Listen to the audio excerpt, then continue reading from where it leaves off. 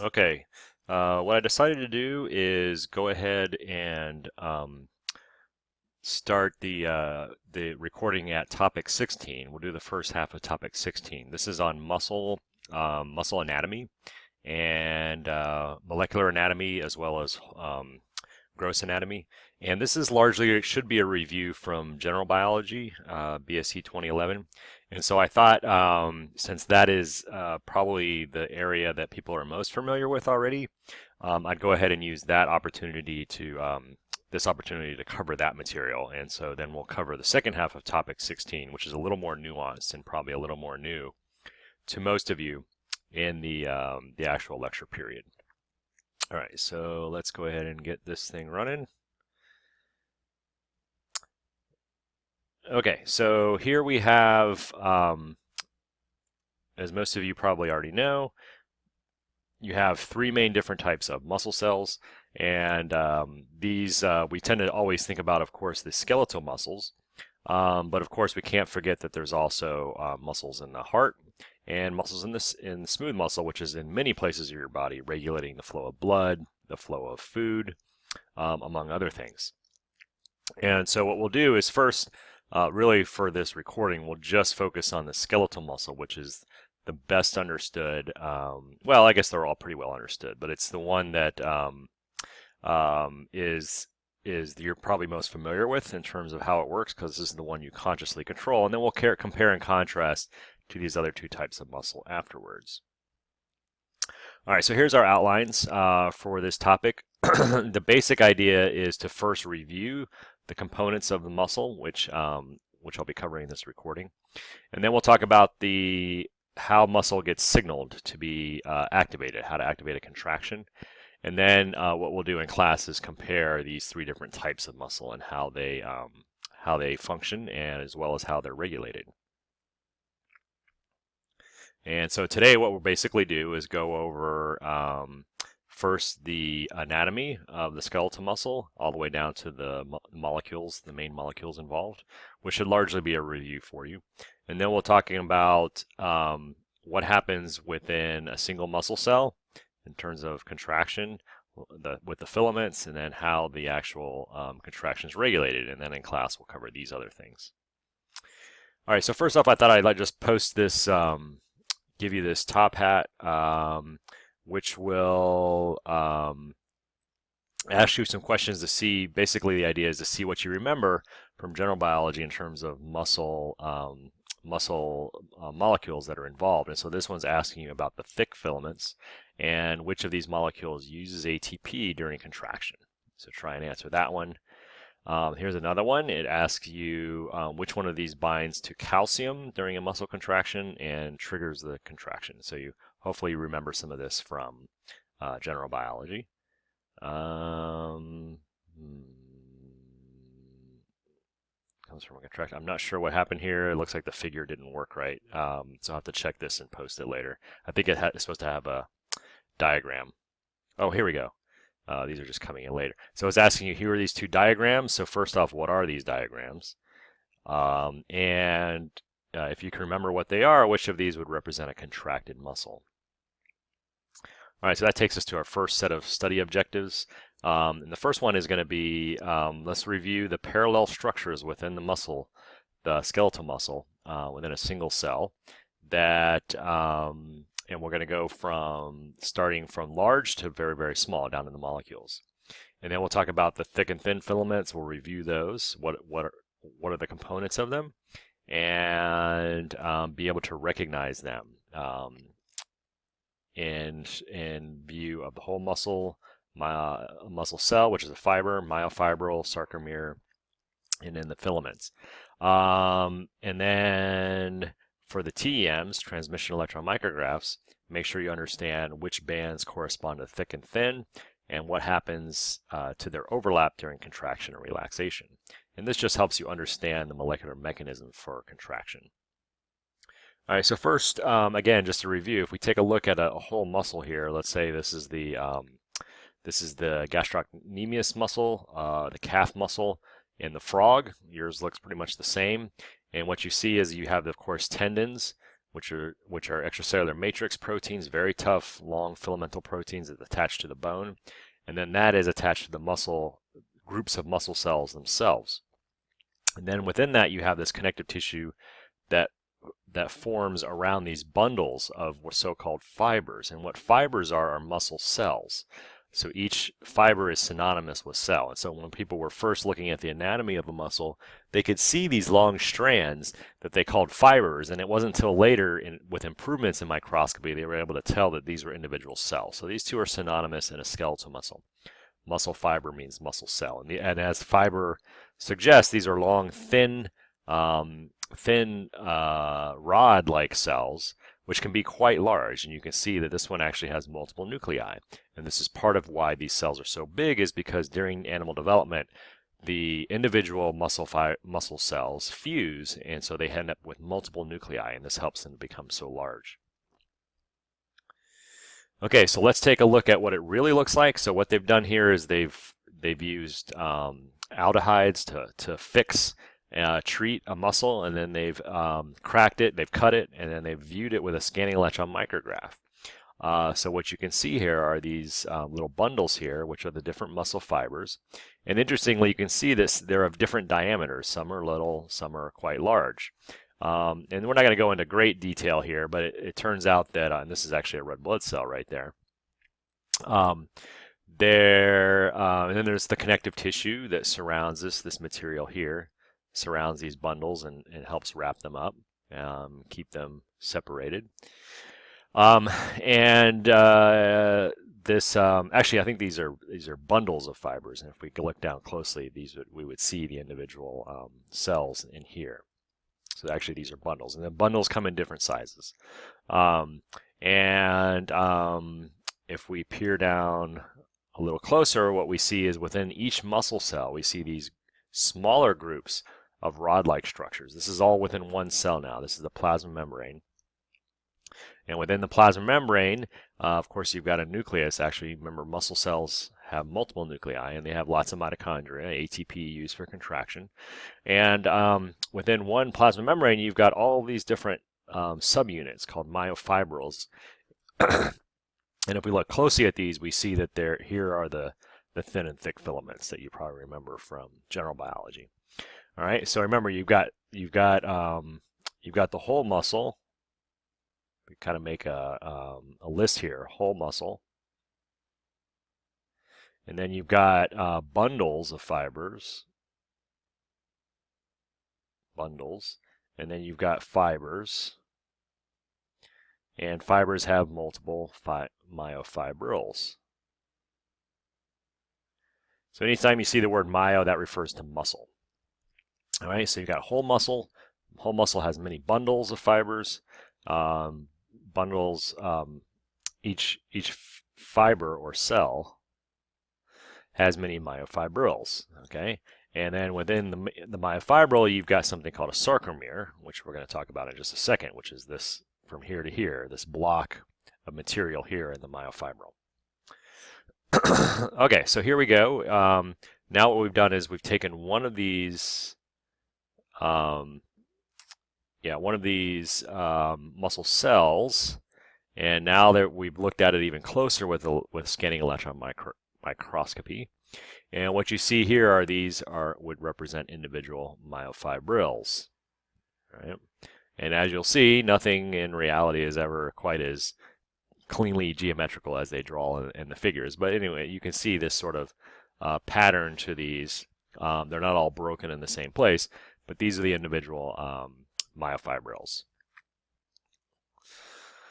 Okay, so and then we peer down closer. Now you need transmission electron microscopy to see these, and you've got thick and thin filaments that make up within the myofibril that are all packaged together. So these all run in parallel strands this way, and then if you make a cross section of it, you see this star-like pattern.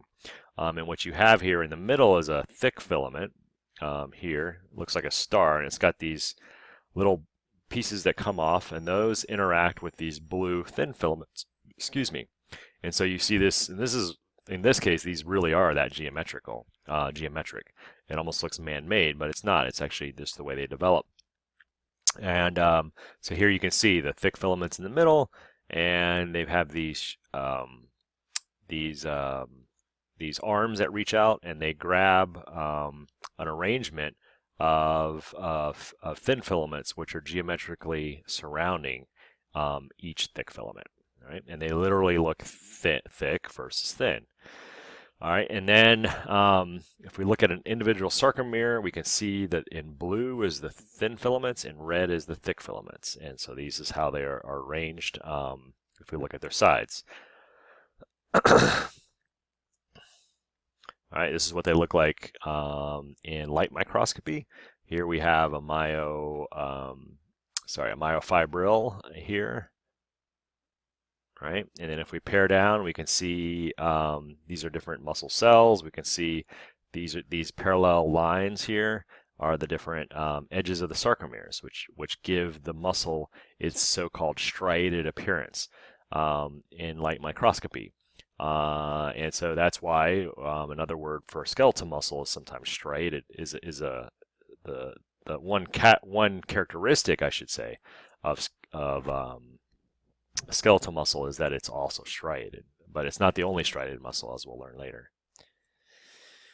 All right, so what happens during contraction? The whole theory for contraction, which largely based on looking at the way these sarcomeres look in the relaxed and the contracted state, was that basically what you have is these thick and thin filaments sliding past each other. And so what would happen is these thin filaments would go this way, the thick filaments that way, kind of like this. And so these would slide past each other, and this would shorten this distance between the edges of these within each sarcomere. And so basically it would shorten the muscle. And so keep in mind that muscles can only shorten actively. They cannot elongate actively. They relax in order to lengthen, and then they contract in order to get short. And so, as you probably already know, the smallest unit that can permit a contraction is called the sarcomere, which is the space from here to here, including this whole box here. Okay, that's one sarcomere. All right, so if these are actually, if we look at electron microscopy, you can see very closely now, you can see that this basically represents individual sarcomeres. These are the end lines. The Z lines are denoted here, and so the thick filament would be basically this area here. The thin filaments are harder to see, but they're basically coming out this way and interacting along this darker band here is where the two come together and overlap. We can look at it even closer. This would be a contracted muscle where you see here again is the Z lines, and here you have the width of a thick filament, and the thin filaments are these orange go here, but they also will extend out like this. In this case, it's contracted, so they come almost right up to the middle of the sarcomere. Right? These are thins. All right, you can see how it looks when it's in the relaxed or contracted state, and how the Z lines get closer together, and the overlap, which is right here between the thick and thin filaments, gets elongated like this as they slide past each other. All right, so here let's look closer at the sarcomere. What are the molecules involved? So we'll talk about the thin and thick filaments in just a moment. Let's look at some other proteins that are involved. There's lots of long filamental proteins that help hold all this together. And attached to this Z line are these things called nebulin and titin. And so titin is actually the largest known protein, 27,000 amino acids. And that single molecule runs the length, you can see, from here to here, half the length of a sarcomere. So it's this elastic protein that helps sort of structurally support this unit, this structural unit. It helps keep its shape. And then you also have nebulin protein, and this helps stabilize the filamental actin within the thin filaments. All right, so thick filaments, as you probably already know, is made up of myosin. And a single myosin contains 6 different polypeptides, 2 heavy and 2 light chains that come together in an arrangement like this. These large ones that extend from here all the way down like this, that's one heavy chain. Here's another heavy chain, and then you got these 2 light chains. So the 2 heavy chains, the tails of them wind together and hold them, and then you've got binding sites for actin, binding sites for ATP that help bring about the action of contraction itself. So the ATP that's used for contraction is actually used right here, at least in terms of generating forces. All right, we also have the thin filament. A thin filament is made up of actin molecules, which can be globular, or they can form these helices like this. And they have these green dots, which are where they bind to myosin. And so what you have is you have 2 other groups of proteins. One's called tropomyosin, the other called troponin. Troponin are a set of globular proteins that, as we'll see, will bind to calcium. And then tropomyosin is a long filamental protein that wraps around the thin filament like this. And so here you have tropomyosin in brown wraps around, and note that it closes it, it covers these binding sites for myosin. And so what keeps your muscles normally relaxed when they're not being used is the fact that tropomyosin wraps around the thin filament and prevents myosin from interacting. And as we'll learn, it's the binding of calcium to the troponin groups, which are associated with both the tropomyosin and actin, that help move the tropomyosin out of the way during a contraction. All right, so here is this showing this in the relaxed state on top, and then in the excited state on the bottom. And so when calcium is either released or enters the muscle cell, it diffuses and it binds to these to a binding site on the troponin set of molecules.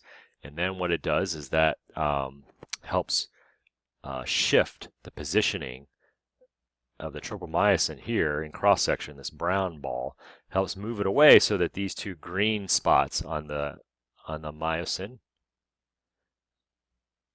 and the actin can come together.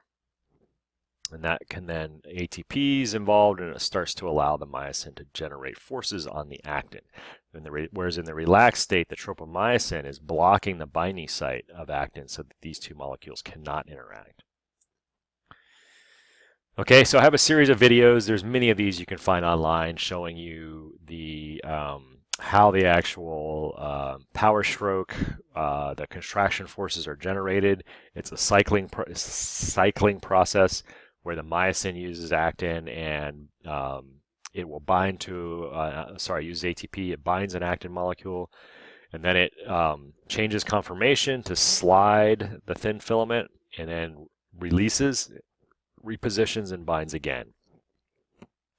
And so in doing this ratcheting-like process, these thin filaments walk their way inwards towards each other, whereas the myosin stays roughly in the middle, pulling on the 2 actin strands towards each other, towards the middle. So you can think of this as like a group of people standing back to back in the middle, and then their arms are reaching out, grabbing ropes from opposite ends, pulling those ropes towards each other. And so whatever these ropes are attached to, the ends of these ropes would be getting closer together. And that's how the sarcomere shortens. And then you have multiple sarcomeres in series, in line, 1 to 1, all of them getting shorter. And so the whole muscle will get shorter as the contraction occurs. This is just showing you it relative to the transmission electron micrograph, so you can see exactly what you're, and in the diagram, what is aligning to the different features within the electron micrograph. And here you can see the Z lines like this, these dark little lines right here. And then you can see the thick filament is basically this block in the middle.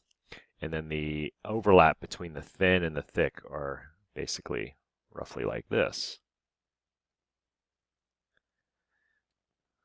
All right, and this is just a 3D model giving you a little bit of idea of how this fits together in a geometric pattern, where you have thick filaments in the middle in blue, and then you have these red thin filaments arranged symmetrically around each thick filament rod. All right, so a little bit of help practice some of this information. This one's asking you, what normally prevents skeletal muscles from contracting in the resting state. So you have some various choices here. So remember back to what we just talked about and try and pick out the best answer for this one. And here's another one which says, which does not happen during a contraction. This is asking you basically to think about what exactly triggers the contraction, which do or which do not occur. And then this is allowing you to practice a little bit of the sarcomere anatomy and to sort of conceptually, spatially understand what's happening in order to allow the sarcomere to contract. Okay, so that takes us to our next set of study questions, which is going to involve the actual signaling, a little more details about the signaling of the contraction, starting from an action potential coming down through a motor neuron through the neuromuscular junction, and how it is that the muscle contraction is actually initiated. All right, so the trigger for all this, as we know, is calcium. The calcium is in muscle, skeletal muscle in particular, is stored in the sarcoplasmic reticulum, which is just the muscle's version of the ER, or endoplasmic reticulum.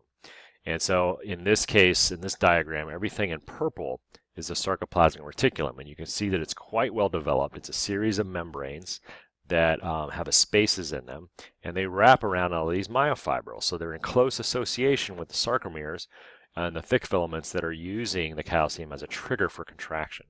And so, whereas in most cells you might have the ERs just around the nucleus, in this case they're extremely developed and they're wrapping around each myofibril. And then what you'll also see is the plasma membrane in red wraps around the outside of the muscle cell or fiber. And then it has these weird tubes in blue. These are called T-tubules. And the T-tubules, as we're going to learn, they carry electrical impulse, an action potential, from the plasma membrane, from the neuromuscular junction, down inside of these little tunnels, if you will, that brings the action potential along the sarcoplasmic reticulum, which is where the calcium channels are. And so what happens is the action potential from the neuromuscular junction will travel down, and it will trigger the opening of calcium channels, voltage-gated calcium channels, that will allow calcium to leak out of the sarcoplasmic reticulum. And just as soon as it comes out, it's actually being pumped back in. And so in order to have a sustained contraction, you have to have a series of calcium release to allow calcium to build up in the cytoplasm. All right, so just a little bit more on how these channels, what they look like. You've got these two membranes. The T-tubule in this case is red, coming down like this, and it runs right next to the sarcoplasmic reticulum in green. And so here you can see there's basically something called a dihydropyridine receptor, which binds to that dihydropyridine molecule. But it's actually, in the case of the cell, it's a voltage-gated situation that basically interacts with these channels and actually plugs the holes of these channels. And so when the AP, the action potential, comes down, it changes the shape of the dihydropyridine receptor. That allows it to move out of the way so that calcium can then rush out through these spots, like this, right? Like that. All right, so that brings us to our next set of questions, which is the first is we can break it down into 8 steps of what's called the EC, or the skeletal muscle excitation contraction coupling pathway. And then we're going to talk about during normal coupling, what are the events, the biochemical events that start and stop force generation. We'll talk about also the toadfish and how it has become specialized to be able to rapidly contract and relax its muscles. It's one of the fastest vertebrate muscles in terms of contraction relaxation, and this has been studied as a model to understand the signaling of the muscle and how to make it fast. And then we'll talk about what are the roles, the 3 roles of ATP within a contraction, and what happens when ATP is depleted from your muscle cells. Okay, so as always, for these kind of things, and animations are really good to look at. There's a 2-minute one here that you can find. It's a little cut off in the video, but it's in your notes. You can find 5 or 6 of these on YouTube. They're all pretty good, and you should take a look at least 2 or 3 of them to get a visual sense of what's actually happening in this process. All right, so this kind of puts together all the pieces that we already know about. We know about the neuromuscular junction from our previous discussions on synapses. So we know acetylcholine is released, it binds to acetylcholine nicotinic receptors, and those initiate a strong depolarization, strong EPSP, that will trigger voltage-gated sodium channels, which are not drawn, which I'm drawing now, to initiate an action potential, very similar to the one in the axon that travels along the length of the plasma membrane and then down through the T-tubules. And so when that action potential reaches the sarcoplasmic reticulum, you get voltage-gated. The dihydropyridine receptors allow the release of calcium. Calcium in these little dots then binds to troponin. Troponin will then shift the positioning of tropomyosin and allow the cross bridges to form, which is shown here, the binding of the two green parts of actin and myosin. And then what will happen is the cross bridges after binding binding to actin will change position, sliding the position of the thin filament. And then they will release and reposition like so. And if calcium, if there are no further action potentials coming down from the motor neuron, then the calcium pump will be pulling the calcium back into the sarcoplasmic reticulum and reversing this whole thing so you can relax. If calcium stays present, and that'll only be occurring because you have a steady stream of action potentials coming down and a steady release of fusion of signal in the form of acetylcholine, then the cycle will just repeat itself, and that's how you can have a nice, smooth, chronic contraction. This keeps happening until you stop sending action potentials through your motor neurons. All right, so let's drill down closer into what's actually happening within the thick filaments to allow this whole process to occur. And so it's interesting. The binding and release of ADP and ATP has different roles in this whole cycling process. And so first you have the state of myosin is that it is bound to ADP and phosphate, and it's got energy stored in it. It's got potential energy stored in it. You can kind of think of this as it's got like a spring-like action to it. And so in this case, the energy has already been used from ATP to change the conformation of myosin so that it's kind of in this it's in this open position where it's got this angle greater than 90 degrees. And in this case, it's bound to ADP and phosphate. Now, if there's no calcium present, it just stays like this, and there's no binding to the actin. But if you have calcium present, it will bind, and as soon as it does, what will happen is these two molecules will be released, ADP and phosphate, and that's triggered by the binding to actin.